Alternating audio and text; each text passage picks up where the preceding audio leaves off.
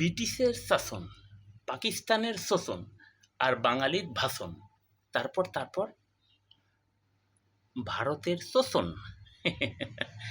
এই কথাগুলো বেশ কয়েক বছর আগে বলেছিল এক হরিজন পল্লীর এক মাঝবয়সী মহিলা। আমি তার কথা শুনে আশ্চর্য হয়ে গিয়েছিলাম যে বলে কি, ব্রিটিশের শাসন, পাকিস্তানের শোষণ আর বাঙালির ভাষণ। আমি যখন জিজ্ঞেস করলাম তারপর, তখন সে বলল ভারতের চষণ, তার ভাষায়। এখন আমাকে যদি কেউ বলে তারপর, আমি তখন কি বলবো? আমেরিকার, মনে আসতেছে না। আমেরিকা তো এখন মনে করেন যে আমার মাথায় গ্যাস উঠে যাওয়ার মতো অবস্থা। কেউ মনে করেন দিনে রাত 24 ঘন্টা মনে করেন খালি আমেরিকালে স্বপ্ন দেখিচ্ছে, দুঃস্বপ্ন দেখিচ্ছে, স্বপ্ন দোষ হয়ে যাচ্ছে। এখন আমেরিকা তো মনে করেন যে আপনারাই কোন আমেরিকার কি, আপনারাই কোন।